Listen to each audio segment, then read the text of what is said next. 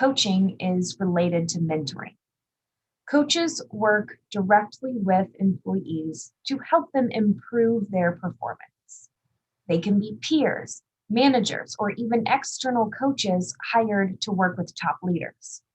They can help employees by providing plenty of constructive performance related feedback, by providing resources, and by motivating them to drive the process forward.